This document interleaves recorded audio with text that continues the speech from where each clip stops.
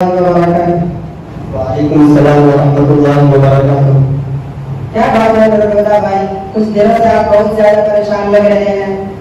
क्या बताऊं हुजूर भाई, दिन ब दिन ऐसे वाक़यात हम अखबार में पढ़ते रहते हैं कि आज फला जगह लोग मुर्तद हो गए, फला जगह लोग मुर्तद हो गए। हत्ता कि अब हमें अपने बच्चों को स्कूल में भेजने से डर लगता है कि कहीं वो मुर्तद न हो जाए।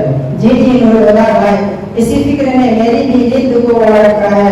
हमेशा मुझे भी इसी की फिक्र लगी रहती है कि क्या किया जाए कि एथिज़्म यानी इल्हाद और एपोस्टेसी यानी इर्तिदाद का ये सिलसिला कैसे रुक जाए। तो चलो हम दोनों भाई ऐसा क्यों न करें कि अपने उलमा से इसके बारे में पूछें। जी जी चलिए चलते हैं। अरे वाह माशाअल्लाह, अल्लाह तबारक व तआला ने उलमा को हमारे लिए यहीं पर भेज दिया। ये देखिए मुफ्ती नौशाद साहब और मौलाना नईम साहब, अल्हम्दुलिल्लाह। अस्सलाम वालेकुम वरहमतुल्लाहि वबरकातुह। जी मौलाना साहब, हम आपसे कुछ चीजें पूछना चाहते हैं जिसके बारे में हम कश्मकश में हैं। अरे भाई बताओ वो क्या बात है। जी मौलाना साहब, हमें यह बात मालूम करनी थी कि आज दुनिया के अंदर जो एथिज़्म यानी इल्हाद और एपोस्टेसी यानी इर्तिदाद का ये सिलसिला आम है, इसके पीछे क्या असबाब और क्या अवामिल है जिनके बिना पर लोग धड़ाधड़ मुर्तद और मुर्तद होते जा रहे हैं। अरशद भाई, आप एक आम आदमी होकर इतनी बड़ी बात पूछ ली, इससे आपके फ़हम और फिक्र का अंदाजा हुआ। दरअसल इस अल्लाह ताला हर आदमी को ऐसी फिक्र से नवाजे। आमीन। दरअसल इस सिलसिले में हमारे उलमा के दरमियान भी कई दिनों से यही बात चल रही है कि कोई एक ऐसा प्रोग्राम होना चाहिए जिसके जरिए से आवाम को भी इस बात का इल्म हो कि इल्हाद और इर्तिदाद क्या चीज़ है, क्यों इतनी तेजी से फैल रहा है और लोग क्यों इतनी जल्दी मुर्तद हो रहे हैं। चुनांचे बहुत जल्द हम इस सिलसिले में एक कॉन्फ्रेंस बुलाएंगे जिसमें आवाम को भी शिरकत की दावत दी जाएगी। लिहाजा आप दोनों हज़रात से भी गुजारिश है कि आप इसमें शरीक रहिएगा ताकि आपके तमाम सवाल हल हो जाएंगे। इंशाअल्लाह हम दोनों भी इस घड़ी को मुंतज़िर रहेंगे। अस्सलामु अलैकुम वरहमतुल्लाहि वबरकातुह। वालेकुम अस्सलाम वरहमतुल्लाहि वबरकातुह। अरे अरशद भाई, अब्दुल्लाह भाई, आपसे कुछ दिन पहले इल्हाद और इर्तिदाद के मुताबिक जो कॉन्फ्रेंस मुनक्किद करने का वादा किया था वो इंशाअल्लाह अभी शुरू होने को है। लिहाजा आप हज़रात से गुजारिश है कि आप भी उस पर शिरकत फरमाएं। आपके सवालों का जवाब इंशाअल्लाह मिल जाएंगे इंशाअल्लाह। अस्सलामु अलैकुम वरहमतुल्लाहि वबरकातुह। अल्हम्दुलिल्लाहि व कफ़ा व सलामुन अला इबादिहि अल्लज़ीना इस्तफ़ा, अम्मा बाद। फ़क़द क़ाला अल्लाहु तबारक व तआला फ़ी कलामिल मजीद वल फ़ुरक़ानिल हमीद। अऊज़ु बिल्लाहि मिनश शैतानिर रजीम। बिस्मिल्लाहिर रहमानिर रहीम। वला तर्दा अन्का अल-यहूद वलन नसारा हत्ता तत्तबिअ मिल्लतहुम।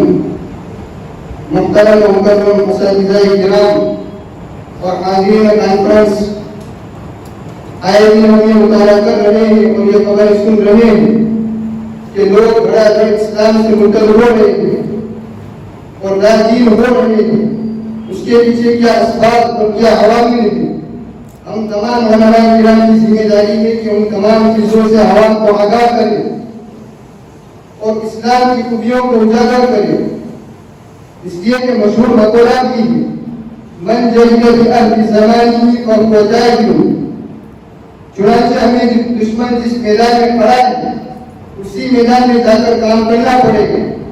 हम सिर्फ बाहर बैठे बैठे इत्तेहाद और इर्तिदाद की बातें करते रहे तो उससे कुछ हासिल ना होगा जब तक कि उसका तहफ़्फ़ुज़ न किया जाए। बस इसी बात को मद्देनजर रखते हुए हम कुछ उलमा ने ये प्रोग्राम बनाया है और हर आलिम को अपना मवाद पेश करने का इख्तियार दिया है। हमारा ये प्रोग्राम इस सिलसिले की पहली कड़ी है और ये सिलसिला इंशाअल्लाह आगे भी बढ़ता ही जाएगा और अलग अलग किस्तों में इल्हाद में इर्तिदाद के मुताबिक नए नए मवाक़िफ़ आते रहेंगे। बस अल्लाह ताला से दुआ करें कि अल्लाह रब्बुल इज़्ज़त इस सिलसिले को जारी व सारी रखे। चुनांचे अब हम अपने असल मौजू की तरफ चलते हैं तो सबसे पहले इत्तेहाद के मुताबिक कुछ बातें अर्ज़ करने के लिए मैं दावत स्टेज देता हूँ मौलाना हज़रतुल्लाह अलैहि को कि मौसूफ़ आगे इत्तेहाद के मुताबिक अपने मौजू को वाज़ेह करें।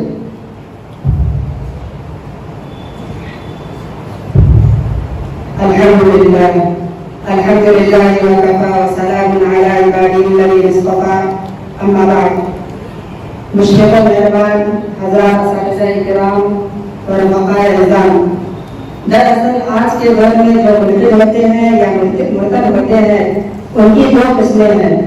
نمبر ایک انٹلیکچوئل ایتھیزم، جس کو ہم اردو میں علمی الحاد بھی کر سکتے ہیں۔ نمبر دو سینشول ایتھیزم، جس کو ہم نفسانی الحاد بھی کر سکتے ہیں۔ نمبر ایک انٹلیکچوئل ایتھیزم، اس کا مطلب یہ ہوتا ہے کہ ایک آدمی سائنس پڑھتا ہے اور فلسفہ پڑھتا ہے اور ان کا بہت زیادہ مطالعہ کر دیتا ہے، تو ایک مقام پر پہنچ کر اس کا دماغ انہیں پڑھی ہوئی چیزوں کو حق ماننے پر مجبور کر دیتا ہے، جن کی بنا پر وہ ملحد ہو بیٹھتا ہے اور اس کو اپنے دین میں کمی نظر آنے لگتی ہے۔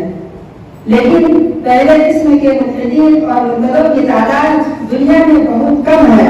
زیادہ تر ملحدین کا تعلق دوسرے قسم سے ہے، یعنی محض نفسانی خواہشات کے بنا پر ملحد اور مرتد ہو جانے والوں کی۔ دراصل یہ لوگ پہلے سے بہت زیادہ پریشان ہوتے ہیں کہ یار نماز پڑھنا بہت مشکل ہوتا ہے اور بہت زیادہ سستی آتی ہے، اور یہ لوگ زیادہ تر فلموں کے اندر اور اسی طریقے سے آوارہ گردی میں منہمک ہوتے ہیں۔ پھر وہ اپنے نفس کی تسکین کا سامان الحاد اور ابتداع میں تلاش کرتے ہیں، پھر وہ اس راستے کے اوپر چل پڑتے ہیں۔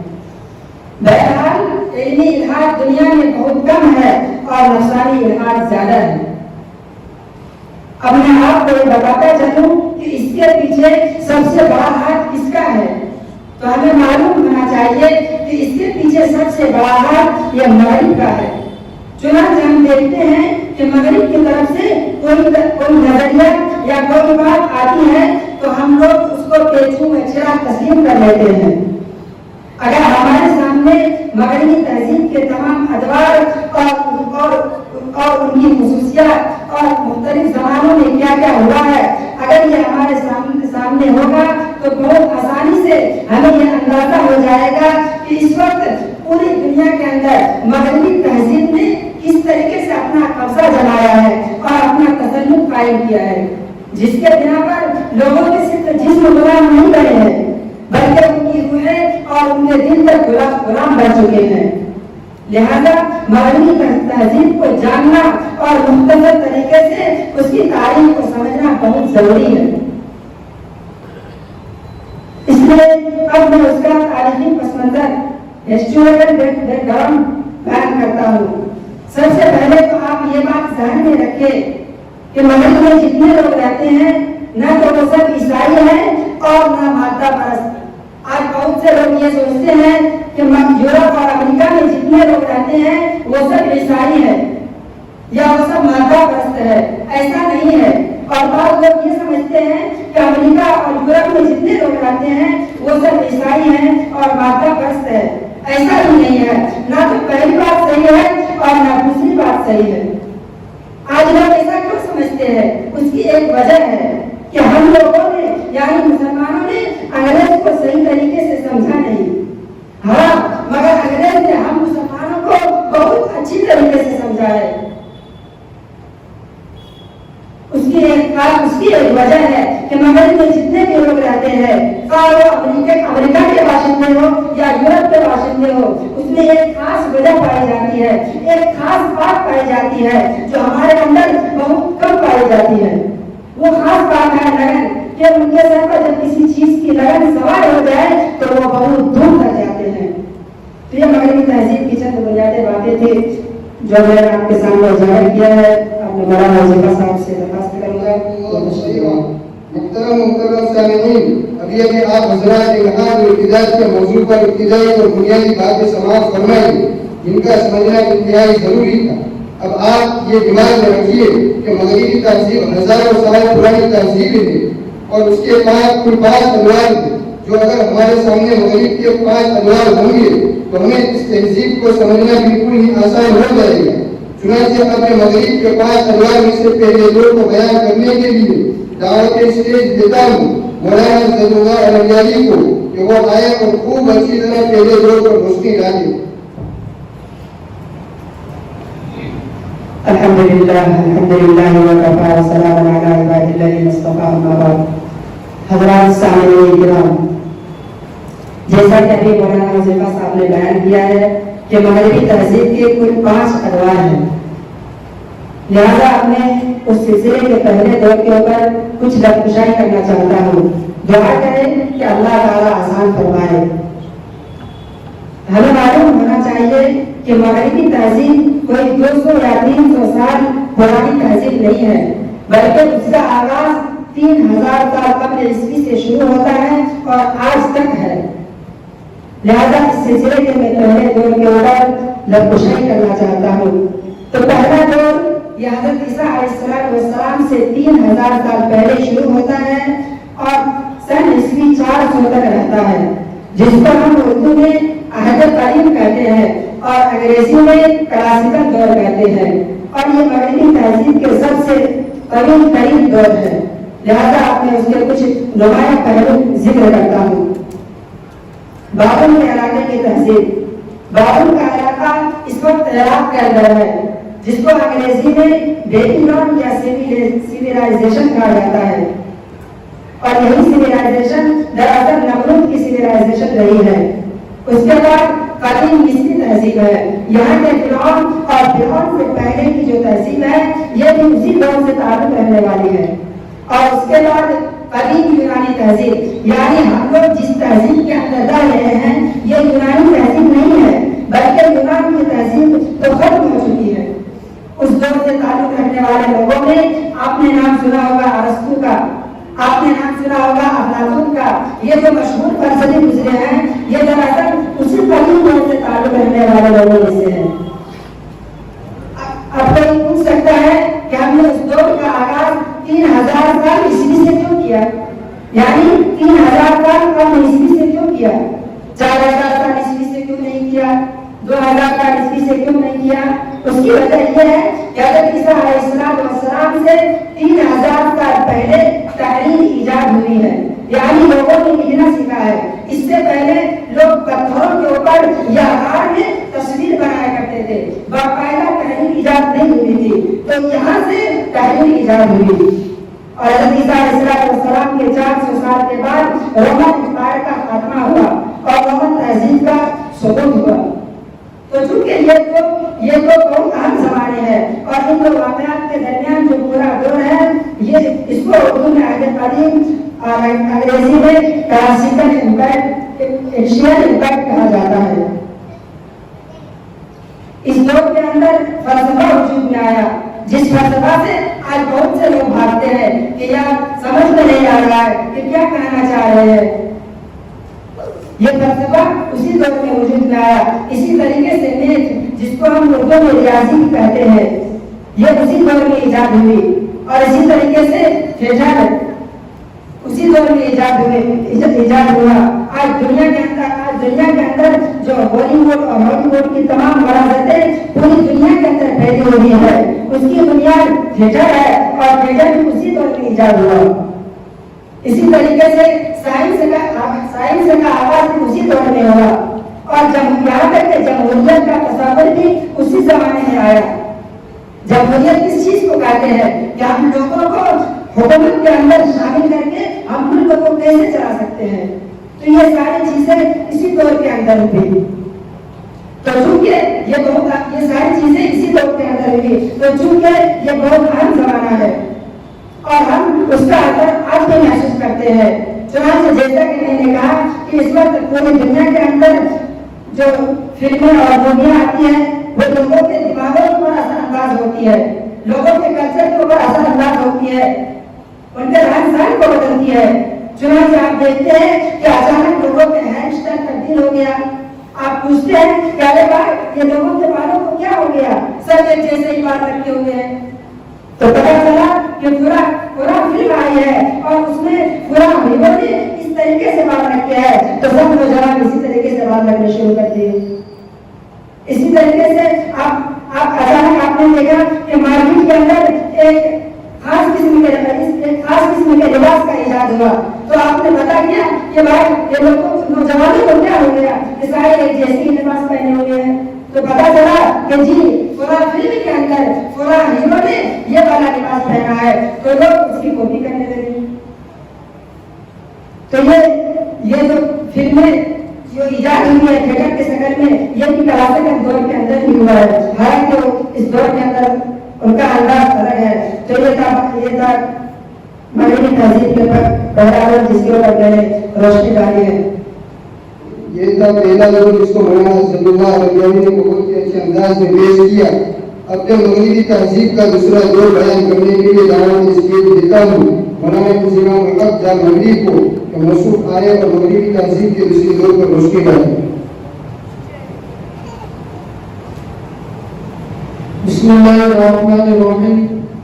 अभी मेरे साथी ने आप हज़रात के सामने मगरबी तहजीब के पहले दौर के मुताबिक कुछ नक्शेकशाही की, तो लीजिए मैं आप हज़रात के सामने दूसरे दौर के मुताबिक कुछ देर गुफ्तगू करने की इजाज़त कर रहा हूँ। आप सामईन से दरखास्त है कि बगौर समाअत फरमाएं। दूसरा दौर जिसको इंग्लिश में मिडल एज बोलते हैं और उर्दू अरबी में कुरून वस्ता कहा जाता है, ये दौर सन ईस्वी 400 से लेकर सन ईस्वी 1400 तक है। बाज़ लोग इसको डार्क एज यानी स्या दौर भी बोलते हैं। इस दौर में भी बड़े बड़े वाक़यात रूनुमा हुए। मसलन रोमन साम्राज्य यानी रोमन इंपीरियलिज्म का खात्मा हो गया। इस रोमन साम्राज्य के खात्मे से पहले इसी रोमन शाही खानदान का एक शख्स जिसका नाम कोस्टंतीन था, जिसको हम उर्दू अरबी में कुस्तुनतीन कहते हैं, ये शख्स यूनान से मशरिक में यानी तुर्की में आया और यहाँ पर उसने एक शहर आबाद किया। उस शहर का नाम कुस्तुनतीनिया रखा। आज उस शहर को इस्तांबुल कहा जाता है, जो तुर्की का सबसे बड़ा और मशहूर और मारूफ शहर है और आलम इस्लाम की धड़कन। यह शहर भी उसी दौर के बिल्कुल शुरू में आबाद हुआ। फिर यह शहर बासमती में ईसाइयों का मरकज बना। आपने कुछ सालों पहले यह खबर सुनी होगी कि आया सोफिया जो वहां का एक चर्च था जिसको म्यूजियम में बदल दिया गया, यह आया सोफिया दरअसल बासमती में ईसाइयों का काबा था। उसकी अहमियत बहुत ज्यादा थी। इस दौर में ईसाइयत बहुत ज्यादा मजबूत हुई, खुसूसन कैथोलिक ईसाई जो दौर हाजिर में सबसे ज्यादा तादाद में मौजूद है, उस दौर में बहुत ज्यादा मजबूत हुई। और पोप जिसे उर्दू में पापा रोम भी कहते हैं, उस पोप का इक्तिदार और उसकी ताकत इसी दौर में मजबूत हुई। यहाँ तक कि यूरोप के बड़े बड़े बादशाहों की किस्मत का फैसला भी पोप ही क्या करता था। नंबर 2, नबी करीम सल्लल्लाहु अलैहि वसल्लम की बिअसत की जमाने में हुई, इसलिए जिस जमाने को आज के जिद्दत पसंद लोग डार्क एज यानी सिया दौर बोलते हैं, वो हमारे लिए रोशन तरीन दौर है। चूंकि आप अलैहिस्सलाम की बिअसत इस जमाने में हुई और जो जमाना आप अलैहिस्सलाम की बिअसत का हो वो हमारे लिए सिया तरीन दौर कैसे हो सकता है। यहाँ से हमारी यानी मुसलमानों और मगरिब सदन लोगों की, चाहे वो अमेरिका में बसते हैं, यूरोप में, इंडिया में बसते हैं या पाकिस्तान में, बल्कि सऊदी अरब और मक्का में अगर कोई शख्स रहता हो, अगर वो मगरिबी तहसील से मुतासिर है तो उसके नजदीक 1000 साल तारीख दौर है और जो इस्लामी तालीमात पर चलने वाले हैं उनके नजदीक ये 1000 साल रोशन तरीन दौर है। ईसाइयों के यहाँ भी मजहबी एतबार से सबसे बेहतरीन दौर यही है।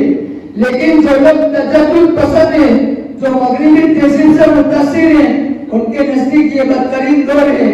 इससे आपको अंदाजा होगा कि कैसे सेक्युलरिज्म और मजहब के दरमियान हमेशा कशमकश रही, कैसे इन दोनों के दरमियान हमेशा दूरी रही। मजहब जिस जमाने को सबसे बेहतर समझता है, सेक्युलर उस जमाने को सबसे खराब समझते हैं। ये तो उन्होंने उसका की कुछ झलकियां थी। मुकर्रमी सामीईन किराम, इस दौर में इस्लामी हुकूमत मशरिक से लेकर मगरिब तक फैली। इस दौर में मुस्लिम साइंसदानों और फलसफियों ने इन मैदानों में अपनी क़ियादत मनवाई। यूनानी लिटरेचर जो ग्रीक ज़बान में था उसका तर्जुमा अरबी में हुआ। इस तरीके से मुसलमानों की बदौलत वो लिटरेचर महफूज हो सका।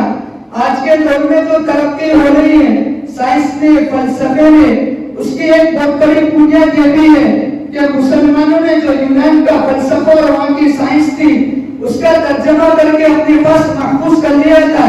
यहाँ तक कि पेरिस यानी स्पेन पर जब मुसलमान हुकूमत कर रहे थे तो उस जमाने में मुसलमानों ने यूनिवर्सिटियां कायम करके इस फलसफे को पढ़ना शुरू किया और इटली से, स्विट्जरलैंड से, फ्रांस से लोग आते थे और उर्दू में इस फलसफे को पढ़ते थे और उसके बाद वापस जाते थे। आपको हैरत होगी कि इब्न रुश्द रहमतुल्लाह अलैह जो न सिर्फ एक फकीह और एक मौलवी थे बल्कि वो एक अजीम फलसफी भी है, उनके नाम से मंसूब इटली में फलसफे को यहाँ बाकायदा एक मकतबे फिक्र कायम हुआ और फलसफे में एक स्कूल ऑफ थॉट की बुनियाद पड़ी। ये हमारा सुनहरा दौर है जिसको आज के दौर में सियाह दौर और मिडिल एज बोल दिया जाता है। कभी भी इस जमाने को डार्क एज और मिडिल एज न कहे क्योंकि ये हमारे लिए रोशन तरीन दौर है। इसी तरह इस दौर की एक खास बात ये भी है कि इस दौर में पूरा यूरोप तख्ताती निजाम में झगड़ा हुआ था, यानी बाकायदा उनके सिस्टम था कि सबसे ऊपर पोप था, उसके बाद सब बादशाह थे और बादशाहों के बाद राजा रजवाड़े। जैसे भारत के अंदर हशम था, नवाब थे, नवाबों के नीचे किसान थे, किसानों पर नवाबों की हुकूमत, नवाबों पर राजा रजवाड़ों की हुकूमत और राजा रजवाड़ों के ऊपर बादशाहों की हुकूमत और बादशाहों के ऊपर पोप की हुकूमत। एक पूरा सिस्टम था जो इस 1000 साल के अंदर रहा। इस 1000 साल के अंदर ईसाईयत इसलिए मजबूत हुई क्योंकि सबसे ऊपर पोप था और उनका खलीफा आज भी मौजूद है वेटिकन सिटी में, जिसको हम लोग पोप बोलते हैं। ये एक सिस्टम था जो इस 1000 साल के अंदर रहा।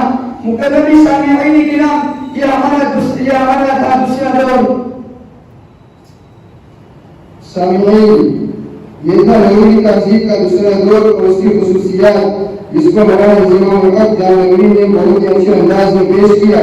अपने मगरिबी तहजीब का तीसरा दौर बयान करने के लिए दावत स्टेज देता हूँ मौलाना फरहान जान नगरी को कि वह आए और मगरिबी तहजीब के तीसरे दौर को उजागर करें।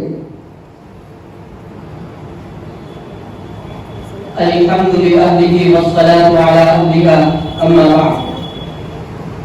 जैसा कि आप हज़रात ने मगरिबी तहजीब के 5 अल्लाह में से 2 समाअत फरमाए, अब मैं आपके सामने तीसरा दौर बयान करता हूँ जो दौर सन ईस्वी 1400 से सन ईस्वी 1600 तक रहा, बल्कि आज तक वो दौर मौजूद है। उस दौर को इंग्लिश में रेनेसांस कहते हैं और अरबी और उर्दू में उसको नशत सानिया कहते हैं।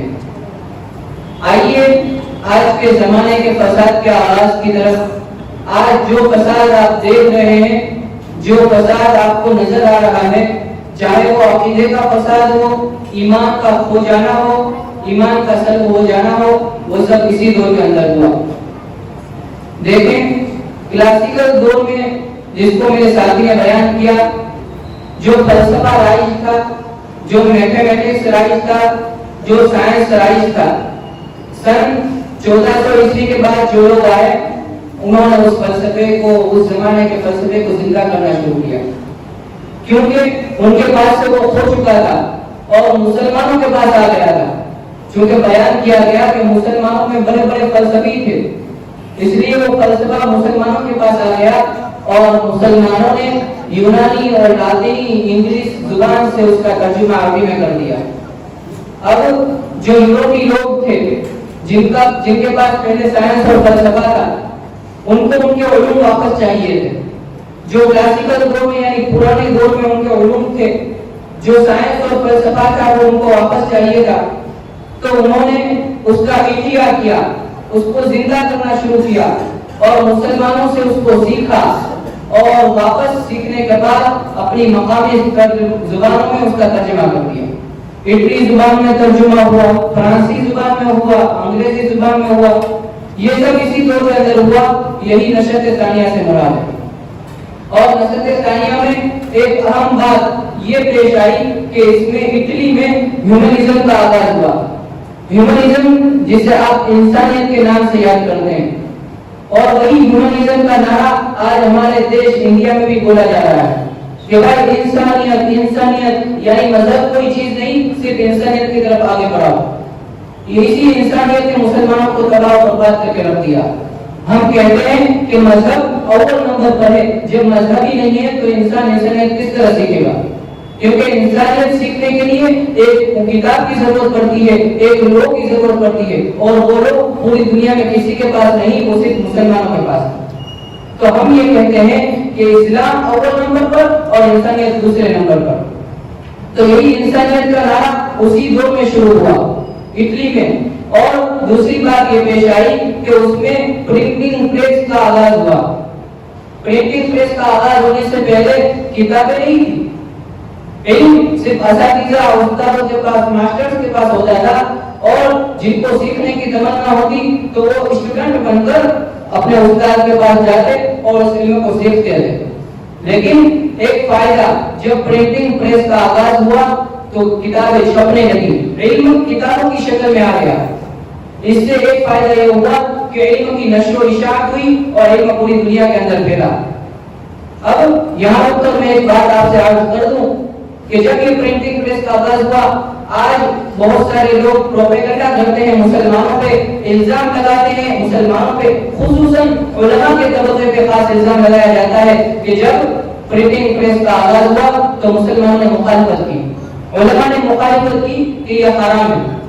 اور وہ کہتے ہیں کہ ترکی سے تو باقاعدہ فتویٰ آ گیا تھا کہ پرنٹنگ پریس یعنی کتابوں کا چھپنا حرام ہے. لیکن آپ اس سے بالکل متاثر نہ ہو, یہ تو صاف صاف پروپیگنڈا ہے جو مسلمانوں کے خلاف گڑا گیا ہے. مسلمانوں سے ایسی کوئی بات اب تک ثابت نہیں.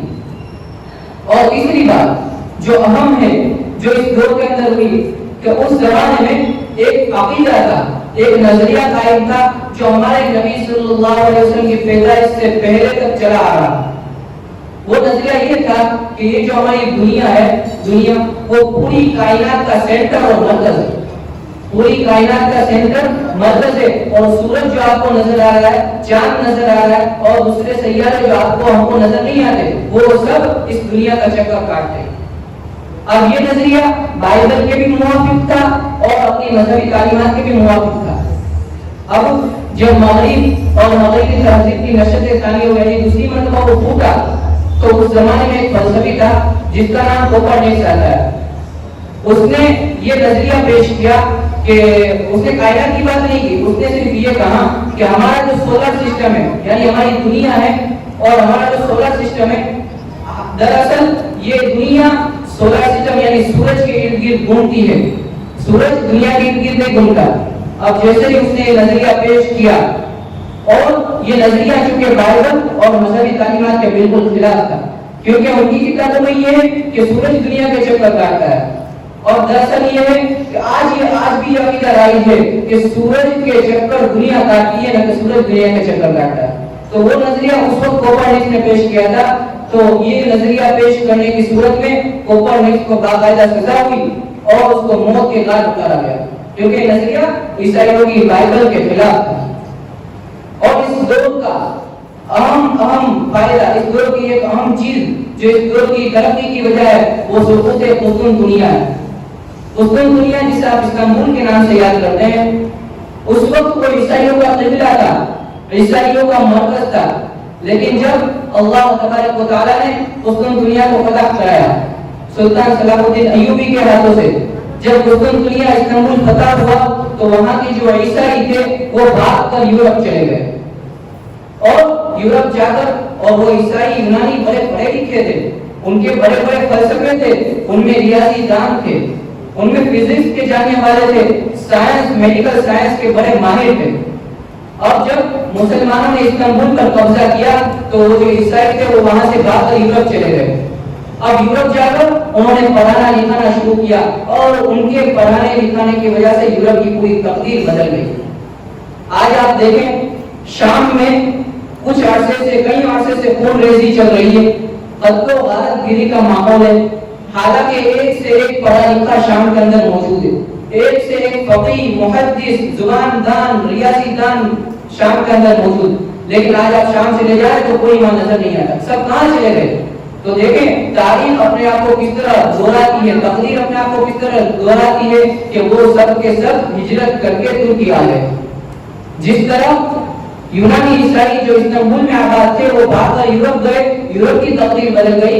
इसी तरह मुसलमान शाम से हिजरत करके जब तुर्की आए तो तुर्की की पूरी तकदीर बदल गई और वहाँ बड़ा दीनी माहौल जो आज कायम है वो इन्हीं उलमा और इन्हीं शामी लोगों की वजह से कायम है, क्योंकि इसराइलियों ने भागकर वहाँ की हिजरत की, इसराइलियों ने भागकर यूरोप की और मुसलमानों ने हिजरत की सिर्फ तुर्की।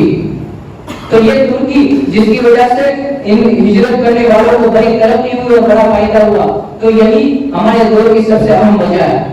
ये था तीसरा दौर जो मुख्तसर अंदाज में मैंने आपके सामने पेश किया।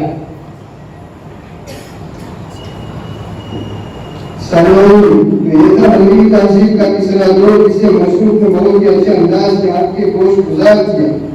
लिहाजा अपने इस सिलसिले को आगे बढ़ाए तो मैं मगरिबी तहजीब के जो के दौर को बयान करने के लिए दावत स्टेज देता हूँ मौलाना खालिद बंगाली को कि वो आए और अपने मौलाद को पेश करें।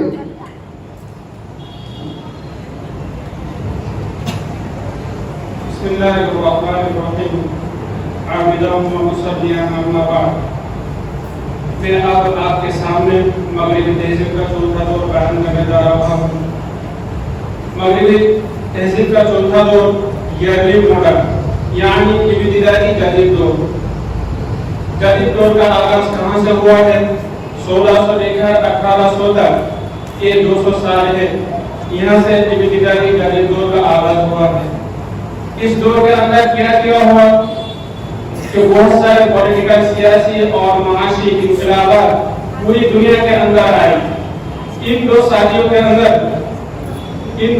के अंदर यानी 1600 लेकर 1800 तक ईसाइयों के दो बड़े फिरकों, एक कैथोलिक दूसरा प्रोटेस्टेंट, इन दोनों के अंदर खूब जंगें हुई। लाखों लोग इन जंगों में मरे हैं। अब अगर कोई ये कहे कि आपके यहाँ तो हमेशा शिया सुन्नी के ही झगड़े ही रहते हैं, तो हम ये कह सकते हैं कि यकीनन हम अपने जमाने के इस दौर से गुजर रहे हैं जिस दौर से आप लोग गुजर चुके हैं। अब आपके यहाँ सुलह हो गई है, लेकिन खूब ऐसी हो चुकी है। 200 साल तक आप लोगों ने एक दूसरे को लाखों करोड़ों की तादाद में कत्ल किया, और ये सिर्फ इसलिए किया कि उनमें से एक कैथोलिक था तो दूसरा प्रोटेस्टेंट था। इन सदियों के अंदर हर मुल्क ने अपने सरहदों को कायम करना शुरू किया। आप अगर दुनिया की जो सरहदी निजाम देखते हैं कि इंडिया की सरहद खूब कायम है, पाकिस्तान से इधर कोई नहीं आ सकता, इसी तरह इंडिया से पाकिस्तान कोई नहीं जा सकता, बांग्लादेश कोई नहीं जा सकता, चाइना कोई नहीं जा सकता, आप सिर्फ वीजा लेकर जा सकते हैं। ये तस्वुर है जो इस दौर के अंदर सामने आया कि हर मुल्क के अलग सरहद हो और सरहद बिल्कुल कायम हो और हमारे यहाँ बाहर के आदमी ना आने पाए। इसी दौर के अंदर मगरबी इस्तेमाल यानी साम्राज्य, जिसको अंग्रेजी में एम्पिरिकलिज्म कहते हैं, ये इस दौर के अंदर शुरू हुआ है कि अंग्रेज हिंदुस्तान आया, यहाँ के वसाइल पर कब्जा किया, और इंडिया ही नहीं बल्कि मलेशिया गया, इंडोनेशिया गया, चाइना गया, साउथ अमेरिका गया, पूरी दुनिया पर अंग्रेजों ने कब्जा कर दिया। और सिर्फ अंग्रेज ही नहीं बल्कि अफ्रीका में पुर्तगाल के लोग चले गए, फ्रांस के लोग चले गए, थाईलैंड के लोग चले गए और निहायत ही जुल्म किया। अफ्रीका से लाखों सियाफाम लोगों को गुलाम बनाकर अमेरिका लाया गया। ये इसी दौर के अंदर हुआ, ये इसी दौर के अंदर हुआ है। ये साम्राज्यवाद का दौर है, क्योंकि मगरिब बहुत ताकतवर हो गया था, इसलिए उन्होंने अपने पर गड़ाने शुरू किए। इस दौर के अंदर चर्च और मजहबी तालीम से नफरत आम हो गई। सब लोग चर्च से नफरत करने लगे, मजहबी तालीम से नफरत करने लगे। इसका नतीजा क्या हुआ ये आज पूरी दुनिया देख रही है। इस दौर के अंदर वोटिंग का मुकाबला मगरिब के अंदर परवान करने लगा। सब लोग ये कहने लगे कि हमें भी वोटिंग का हक दिया जाए। पहले तो सिर्फ बादशाहों को और खास किस्म के लोग जो टैक्स दिया करते थे उनको वोटिंग का हक था। उसके बाद मर्द औरत सबको वोटिंग का हक मिल गया। तो तहरीक वोटिंग भी इस दौर के अंदर शुरू हुआ है।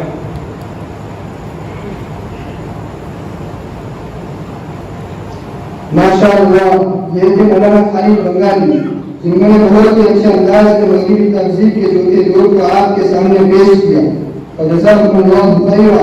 अब मैं मगरबी तहजीब के आखिरी दौर को बयान करने के लिए जनाब स्टेज देता हूँ मौलाना खालिद राजस्थानी को कि वो आए और अपने निराला अंदाज में मगरबी तहजीब के पांचवें दौर से हम सामईन को महसूस करें। अभी आप हजरात मगरबी तहजीब का चौथा दौर समाज का माज है। अब यहाँ से मैं आप हजरात के सामने मगरबी तहजीब का पांचवा दौर बयान करने जा रहा हूँ। ये दौर 1800 से शुरू हुआ और आज तक ये दौर चला आ रहा है। इस दौर को फिलहाल मॉडर्न दौर कहते हैं, जिसको आप जदीद दौर भी कह सकते हैं। इस दौर में क्या हुआ? इस दौर में कैपिटलिज्म यानी सरमायादाराना निजाम का गलबा हुआ। अब कैपिटलिज्म का मतलब क्या है, मैं आपको मुख्तसर लफ्जों के अंदर बता दूं। कैपिटल कहते हैं सरमाया यानी माल सनात को, और इकोनॉमी को प्रमोट करने के लिए और इकोनॉमी को फरोग करने के लिए और इकोनॉमी को बढ़ावा देने के लिए आम लोगों का सरमाया इकोनॉमी में लगा। आज आप इस चीज को आसानी के साथ समझ सकते हैं, इसलिए कि पूरी दुनिया के अंदर शेयर मार्केट का सिस्टम होता है। मसलन किसी कंपनी के पास 10 करोड़ का सरमाया है तो कंपनी के मालिकान पैसों को जमा करके अपनी कंपनी को स्टॉक एक्सचेंज में रजिस्टर करा देते हैं। उसके बाद उस कंपनी के शेयर मार्केट के अंदर आना नोट हो जाते हैं। जब कंपनी के शेयर मार्केट के अंदर आते हैं तो आम लोग उस कंपनी के शेयर्स को खरीदना शुरू करते हैं। जब आम लोग उस कंपनी के शेयर्स को खरीदते हैं तो उस कंपनी का सरमाया 10 करोड़ से बढ़कर 100 करोड़ हो जाता है। तो अब जाहिर है कि जब कंपनी के पास 10 करोड़ थे तो कंपनी 10 करोड़ में 10 करोड़ का ही सामान बना पाएगी। अब कंपनी के पास 100 करोड़ हो गए तो अब कंपनी 100 करोड़ का सामान बनाएगी, जिससे कारोबार बढ़ेगा। इसको कहते हैं सरमायादाराना निजाम। यह इस दौर की खास सिफत है और इस दौर का खास फ्यूचर है। और ये सरमायादाराना निजाम निहायत जालिम निजाम है, इसलिए कि ये सरमायादार लोग अपने आगे ना हुकूमतों को देखते हैं बल्कि हुकूमतें उनकी वजह से चलती है। और आज आप इंडिया के अंदर आसानी से इसका मुशाहदा कर सकते हैं। और ये दौर मालूम तारीख का एक सब्बाक तरीन दौर है। इसी दौर के अंदर 2 आलमी जंगें हुई और अमेरिका और रूस के दरमियान सख्त जंग इसी दौर के अंदर हुई। इसी तरीके से एक इस्तिलाह है मुतलकुल एलानियत, डिक्टेटरशिप, जो पूरी दुनिया के अंदर जगह जगह फैली हुई थी। आज आप जनूबी कोरिया के अंदर देखिए, वहाँ डिक्टेटर है, उसकी मर्जी के बगैर वहाँ कोई सांस नहीं ले सकता। यह सिर्फ वही नहीं हुआ बल्कि दुनिया के बहुत से इलाकों में डिक्टेटर हुआ और इसकी वजह से लाखों करोड़ों लोग हुक्म अजर बन गए। और हिटलर भी इसी दौर में था। इस दौर में जहाँ एक तरफ डिक्टेटरशिप वजूद में आया तो दूसरी तरफ ह्यूमन राइट्स, इंसानी हकूक की पासदारी करने वाले लोग भी खड़े हुए और इंसानों को बताया गया कि इंसानों में कुछ बुनियादी हकूक है जिनकी पासदारी करना बहुत जरूरी है। अक़वाम मुत्तहिदा बनी और अक़वाम मुत्तहिदा के ज़ेर साया ह्यूमन राइट्स चार्ट बना, जिसके अंदर पूरी दुनिया से दस्तखत लिए गए और उसमें यह बताया गया कि इंसानों के हकूक की पासदारी करना बहुत जरूरी है। एक दो चीजें इस दौर के अंदर अच्छी भी हुई, लेकिन जो लोग तारीख पर नजर रखते हैं उनके नजदीक ये सब्बाक तरीन दौर है। ये रहा वो 5 अदवार का मुस्तकिल सा तारुफ। सामईन, ये तो मगरबी तहजीब के कुल 5 अदवार और उनकी खुसूसियात जो अल्हम्दुलिल्लाह हमारे उलमा ने बखुसूसी आपके सामने पेश किए। हाज़रीन, जब हमने मगरिब के अदवार और उनकी खुसूसियात को मालूम कर लिया तो हम पर जरूरी है कि हम ये जानने की कोशिश करें कि जब मगरिबी तहजीब कितने अलमनाक तहजीब है तो इस जमाने में हमें इस तहजीब की तरफ से किन किन चैलेंजेस का सामना है। चुनांचे हम मगरिब की तरफ से इस्लाम और मुसलमानों से किए गए चैलेंजेस का जायजा लेते हैं और फिर उसकी कदर वजाहत भी कर देते हैं। लिहाजा हमें जायजा लेने से पता चला कि हमारे लिए फिलहाल मगरिब की तरफ से कुल 5 चैलेंजेस जिनका मुकाबला करना और उनको समझना हमारे लिए बेहद जरूरी है।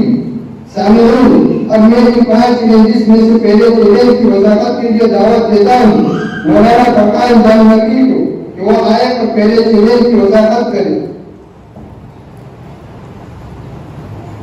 मगरिबी तहजीब की तरफ से اسلام اور مسلمانوں پر بہت سارے چیلنجز کیے گئے اور ان چیلنجز میں سے 5 بڑے چیلنجز جو موضوع ہیں وہ آپ کے سامنے بیان کرنے کے لیے رسالت کرتا ہوں۔ ان 5 چیلنج میں سے پہلے چیلنج کے لیے جیسے کہ مجھے مدعو کیا گیا، پہلا چیلنج 5 چیلنج میں سے ایپسٹیمولوجی۔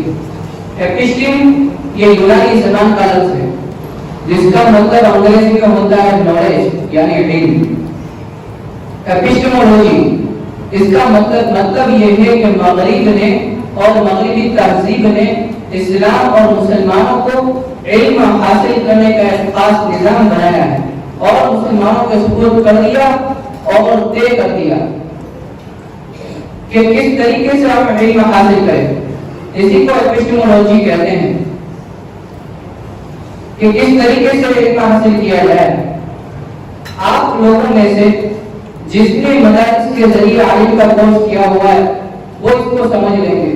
اگر آپ نے شرع عقائد جو یہاں پر پڑھائی جاتی ہے اگر آپ نے وہ پڑھ لی تو آپ اس اصطلاح کو بڑی آسانی کے ساتھ سمجھ جائیں گے۔ شرع عقائد کے شروع میں ایک مبحث آتا ہے اسباب علم، اسی کو انگلش میں ایپسٹیمولوجی کہتے ہیں کہ کس طریقے سے علم حاصل کیا جائے، وہ کیا اسباب و ذرائع ہیں جن کو اگر ہم اخذ کر لیں تو ہم اس کے ذریعے علم حاصل کریں۔ تو مغرب نے یہ بتایا کہ علم حاصل کرنے کے 2 طریقے ہیں، ان میں سے ایک آبزرویشن ہے اور آبزرویشن کا مطلب ہوتا ہے مشاہدہ یعنی دیکھنا، دیکھ کر علم حاصل کرنا، اور دوسرا ہے ایکسپیرینس یعنی تجربہ، کسی شخص نے کوئی تجربہ کیا اور اس کے ذریعے سے اس کو جو علم حاصل ہوا۔ آج پوری دنیا کے اندر اگر علم حاصل کرنے کا کوئی طریقہ رہ گیا ہے تو وہ ہے آبزرویشن یعنی مشاہدہ، دیکھ کر، یعنی آپ کسی چیز کو دیکھ کر اس کے حقیقی ہونے کا یقین کر سکتے ہیں۔ اگر کسی چیز کو آپ دیکھیں گے نہیں یا وہ چیز دکھتی ہی نہیں ہے تو اس کا مطلب یہ ہے کہ آپ اس کے حقیقی اور سچ ہونے کا یقین نہیں کر سکتے۔ یہ نظام تعلیم مغرب بن رہا ہے۔ آپ دیکھیں ہمارے نزدیک یعنی اسلام کے یہاں جو ایمان بالغیب ہے یعنی بغیر دیکھے ہوئے کسی چیز پر ایمان لانا، مثال کے طور پر ہم اللہ تبارک و تعالیٰ پر ایمان لائے، ہم میں سے کسی نے اللہ کو دیکھا ہے آپ نے دیکھا ہے نہیں دیکھا۔ اسلام کے اندر یہ پہلی چیز ہے کہ ہم اللہ پر بغیر دیکھے ہوئے ایمان لائے، ہم رسول اللہ صلی اللہ علیہ وسلم پر ایمان لائے، ہم میں سے کسی نے دیکھا نہیں دیکھا۔ ہم روزے جزا یعنی قیامت کے دن پر ایمان لائے، دیکھا نہیں دیکھا۔ ہم جنت و جہنم پر ایمان لائے، ہم میں سے کسی نے نہیں دیکھا، کسی نے نہیں دیکھا۔ لیکن آج یہ ماحول پوری دنیا کے اندر قائم کر دیا گیا کہ علم حاصل کرنے کا طریقہ صرف مشاہدہ یعنی دیکھ کر آپ علم حاصل کرو، اگر آپ کو دکھتا ہو اس کا مطلب آپ کو علم حاصل ہوگا، اگر نہیں دکھتا تو اس کا حقیقی یعنی اس کے سچ میں آپ یقین نہیں کر سکتے۔ تو یہ دیکھیں مغرب نے کس طرح اسلام کے اوپر طنز کیا اور اسلام کے اوپر انگلی اٹھائی اور اس کے اوپر چیلنج کر دیا۔ اب یہ نظریہ پوری دنیا کے اندر رائج ہے، پوری دنیا کے ہر کالج کے اندر یہ نظریہ اور یہ عقیدہ رائج ہے۔ اگر آپ آج جا کر لوگوں سے کہیں گے کہ ارے لوگوں ایک ایسے خدا پر ایمان لاؤ جس کو تم دیکھ نہیں سکتے، ایمان لانا ہے دیکھ نہیں سکتے، تو جو اس تہذیب کا پڑھا ہوا ہوگا اس کے ذہن میں فوراً یہ بات آئے گی کہ ارے بھائی میں ایسے خدا پر کیسے ایمان لاؤں جو مجھے دکھتا نہیں، جو نظر نہیں آتا۔ اور بہت سے لوگ جو اس نظام کے پڑے ہوئے ہوتے ہیں اور مسلمان بھی ہوتے ہیں ان کے ذہن میں بھی یہ خیال آ جاتا ہے، آپ کے ذہن میں بھی آیا ہوگا، ہمارے ذہن میں بھی آتا ہے، علماء کے ذہن میں بھی آتا ہے کہ اللہ نظر کیوں نہیں آتا۔ یہ خیال پوری دنیا کے اندر ہو رہا ہے اور یہ مغرب کی طرف سے اسلام پر چیلنج مسلط کیا گیا ہے کہ کسی چیز کو دیکھ کر اس کے حقیقی ہونے کا آپ یقین کریں۔ تو جو مسلمان بھی اس تہذیب کے پڑے ہوئے ہوتے ہیں وہ بھی یہ سوچتے ہیں کہ بھائی اللہ نظر کیوں نہیں آتا۔ اب وہ ایمان تو لاتے ہیں لیکن بعد دل نخواستہ یعنی مجبور ہو کر کہ چلو بھائی میں ایک مسلمان گھرانے میں پیدا ہوا، اب دوسرے مذہب کون سے اچھے ہیں، اب جو مذہب ملا ہے جو دھرم ملا ہے اسی کو لے کر چلے جاؤ، جتنا عمل ہوتا ہے کرتے رہو اور چلے جاؤ۔ یہ تو ایمان کوئی فطری ایمان نہیں ہے، یہ تو مجبوری والا ایمان ہے، یہ مجبوری والا ایمان ہے کہ کوئی مذہب ملا نہ ملا جو ملا اسی کو اوپر چلے جاؤ۔ تو یہ مغرب کا پہلا چیلنج جو اسلام کے اوپر مسلط ہوا، جس کا نتیجہ یہ نکلا کہ ایمان فطری نہ رہا، ایمان فطری نہ رہا۔ اور یہ مغرب کا پہلا چیلنج جو اسلام کے اوپر مسلط ہوا، جس کا نتیجہ یہ نکلا کہ ایمان فطری نہ رہا۔ اور یہ مغرب کا پہلا چیلنج جو اسلام کے اوپر مسلط ہوا، جس کا نتیجہ یہ نکلا کہ ایمان فطری نہ رہا۔ ایمان مجموعی والا فطری ایمان تو اس کو کہتے ہیں کہ آپ کے دل سے آپ کے حق ہونے کی اور اسلام کے حق ہونے کی آواز آ رہی ہو اور آپ کا دل کسی طرح کے شک و شبہات کو قبول کرنے سے روادار نہ ہو. تو یہ ہمارا پہلا چیلنج ہے جو مغرب کی طرف سے ہم پر مسلط کیا گیا، جس نے کئی مسلمانوں کی زندگیوں سے ایمان کے فطری ہونے کو ختم کر دیا. آج بہت سارے مسلمان دنیا میں جی رہے ہیں لیکن ایمان فطری بہت کم لوگوں کے پاس ہے، مجبوری والا ایمان سب کے پاس ہے. تو یہ ہمارا پہلا چیلنج تھا جو مغرب کی طرف سے ہم پر مسلط ہوا. یہ میں نے کچھ آپ کے سامنے وضاحت کر دی. سامعین، میرے تو مولانا تمام جانور جنہوں نے پیدا کی سیدھی انداز میں پہلے چیلنج کو واضح کیا. اب میں اس سلسلے کو آگے بڑھاتے ہوئے دوسرا چیلنج بیان کرنے کے لیے دعوت اسٹیج دیتا ہوں مولانا صلی اللہ علیہ کو کہ موصول آیت اور دوسرے چیلنج کو بیان کریں.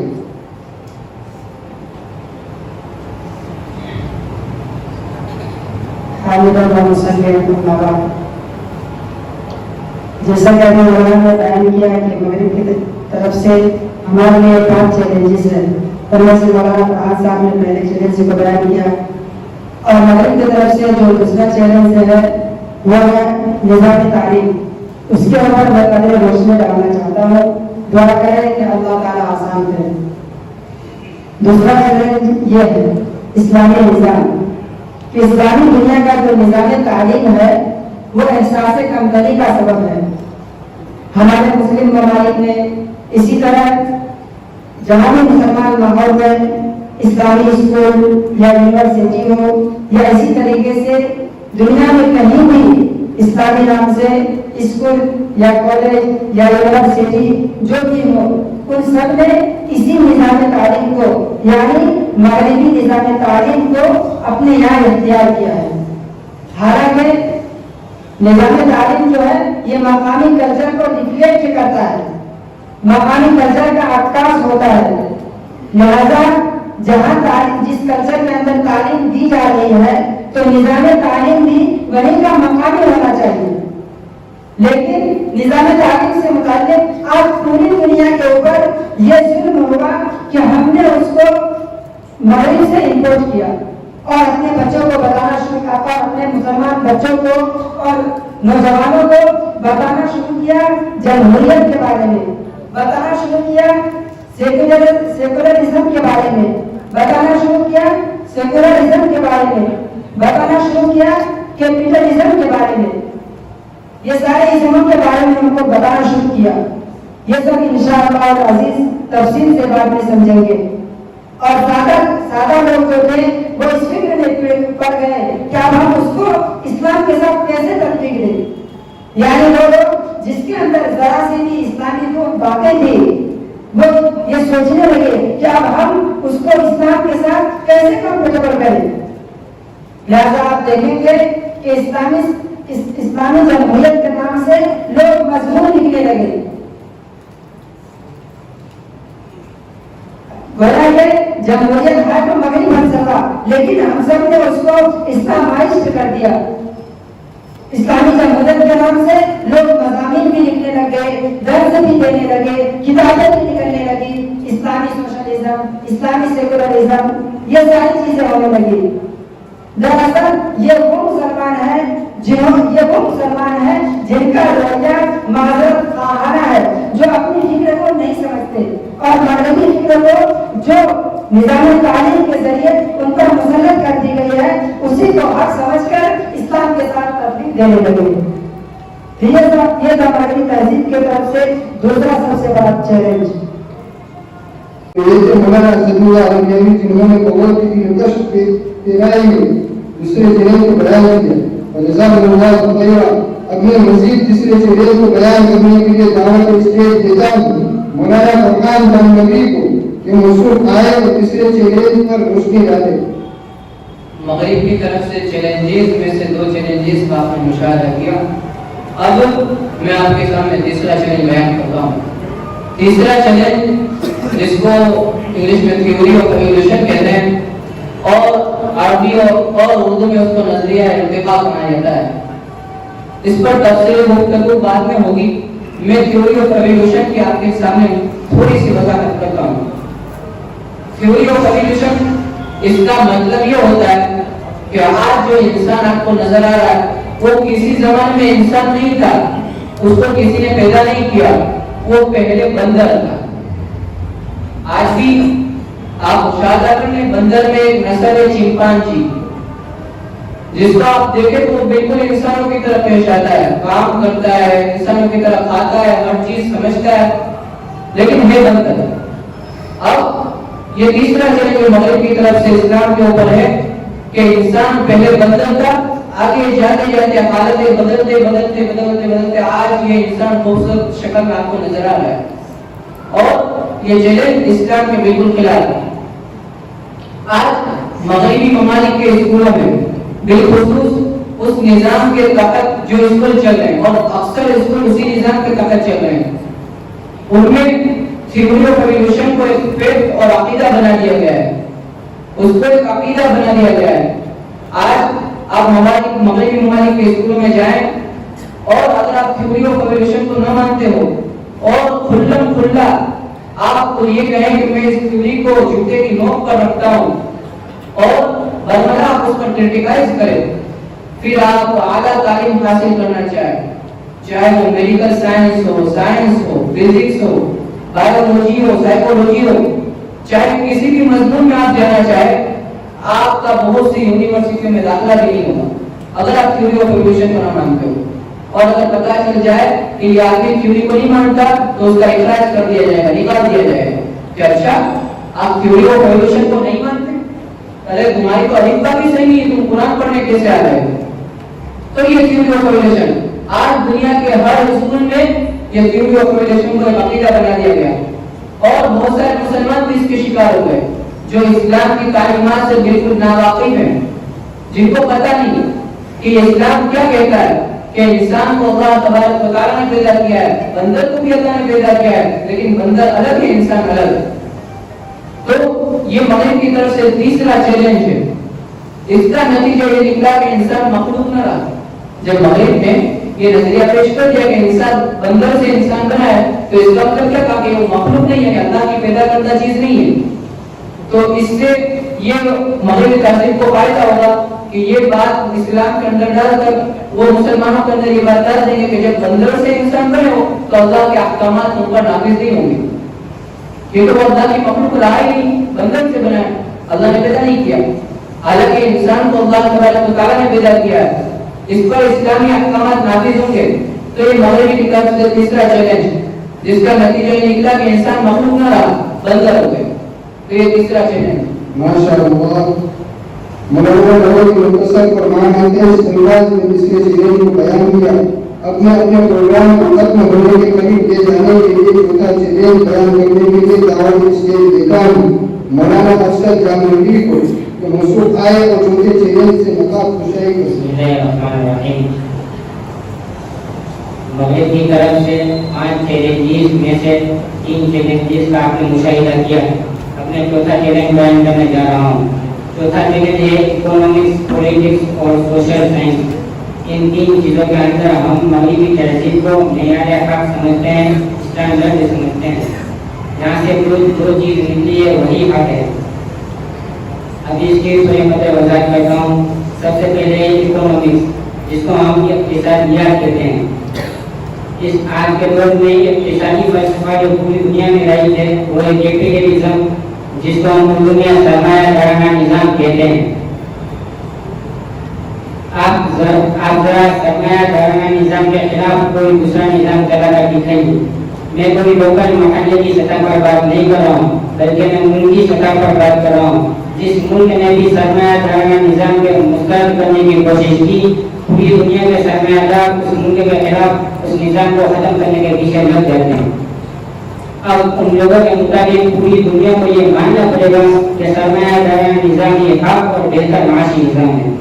یہ جو ہمارے ذہنوں میں بیٹھ گیا ہے اس کو مغرب نے بٹھایا ہے, اور مغرب کے اس فلسفے کو ہم نے معیار حق سمجھ لیا کہ کامیاب ہوگا تو یہی نظام ہوگا, دوسرا کوئی نظام نہیں ہوگا. دوسری چیز ہے پولیٹکس یعنی سیاست. سیاست میں ہم نے جس نظام کو حق مانا ہے وہ ہے جمہوریت. سیاست میں ہم نے جس نظام کو حق مانا ہے وہ ہے جمہوریت. آج لوگ خلافت کے بارے میں بات کرنے سے بھی ڈرتے ہیں. लोगों को अगर इस बात का लगता है कि साहब कहीं खलीफा का नाम ले लिया, कहीं खिलाफत के फलसफे को जिक्र कर दिया, कहीं खिलाफत की बात कर दी, लिहाजा जमहूरियत हुकूमत करने का महज एक तरीका है जो मगरिब ने दुनिया के सामने पेश किया है। ऐसे ही दुनिया पर हुकूमत करने के कई अलग अलग तरीके रहे हैं, कई बादशाह है। आप सऊदी अरब की तरफ देख लीजिए, वहाँ सिर्फ बादशाह है, न जमहूरियत है न खिलाफत, और उस बादशाह का मुकम्मल सपोर्ट पूरी दुनिया की तरफ से है, किसी को कोई एतराज नहीं उस बादशाह पर। कहीं डिक्टेटरशिप है यानी आमिराना निज़ाम। ऐसे ही हुकूमत करने के कई अलग अलग तरीके रहे हैं। इस्लामी निज़ाम या हुकूमत का नाम है खिलाफत, लेकिन खिलाफत के बारे में कोई बात करना नहीं चाहता। क्यों? क्योंकि मगरिब ने पूरी दुनिया को बशमूल मुसलमानों के इत्तिबा किया कि खिलाफत के बारे में बात करना, जिसको सपोर्ट देना, इसके फजाइल को बयान करना, दरअसल दहशत गर्दी को बढ़ावा देना है। इसलिए उनके कबूल जमहूरियत ही हक है, इसको हमने मान लिया और इसको मेयार हक तस्लीम कर लिया। तीसरी चीज है सोशल साइंस। सोशल साइंस के अंदर बहुत सारे मसले जेर बहस है। एक मसला आता है मर्द और औरत के दरमियान मुसावात का। आप किसी ऐसी जगह जाओ जहाँ आपका अपना हल्का न हो, अलग अलग हल्के की नुमाइंदगी होती हो, और वहाँ खड़े होकर आप आवाज लगाओ कि मर्द और औरत के दरमियान कोई मुसावात नहीं है। हमने तो ये समझ लिया है कि इक्वालिटी बिटवीन टू जेंडर्स, यानी दो जिन्सों के दरमियान बराबरी के इत्तेफाक नजरिया है। मगरिब और मगरिबी तहजीब ने हमें ये सिखा दिया, अब हम उसके खिलाफ कुछ सुनना नहीं चाहते, कुछ कबूल करना नहीं चाहते। यूं मगरिब मेयार हक बन गया। ऐसे दूसरा मसला है गुलामी हमेशा और हर जमाने में बुरी है, बुरी थी और बुरी रहेगी। ठीक है, हमने भी मान लिया कि किसी को गुलाम बनाना अच्छी बात नहीं है।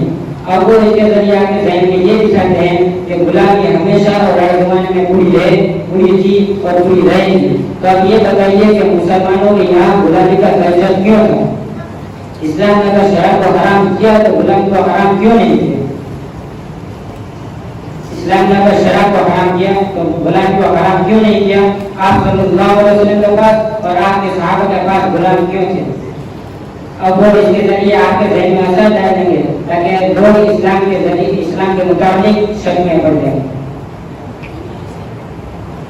अब ये था मगरिबी तहजीब के तरफ से पांचवा चैलेंज में से चौथा चैलेंज जिसको मैंने यहाँ रोशनी है।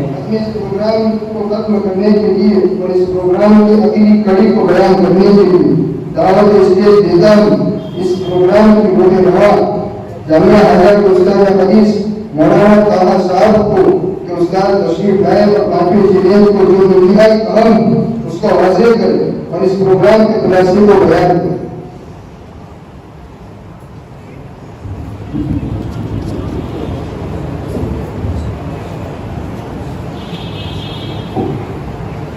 अजीज तलबे किराम, आप लोगों ने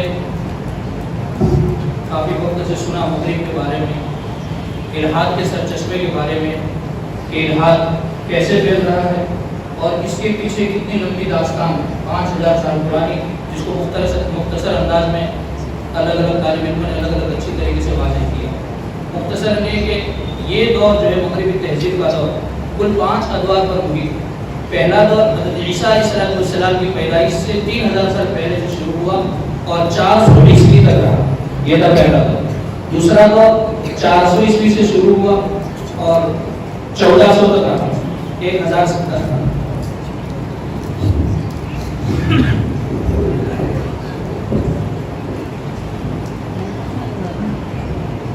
एक 1000 साल दौर। और तीसरा दौर था 1400 से लेकर 1600 तक और चौथा दौर था 1600 से लेकर अभी तक का, जिसे आप लोगों को बखूबी अंदाजा हो गया होगा कि मगरिबी तहजीब ये कोई नई 200-300 साल पुरानी नहीं, बल्कि इसकी जड़ें बहुत गहरी है। जब आपने ये मालूम कर लिया कि इसकी जड़ें बहुत गहरी है तो उसका दिफा भी बहुत गहरे तरीके से और मुअस्सर तरीके से आपको करना होगा।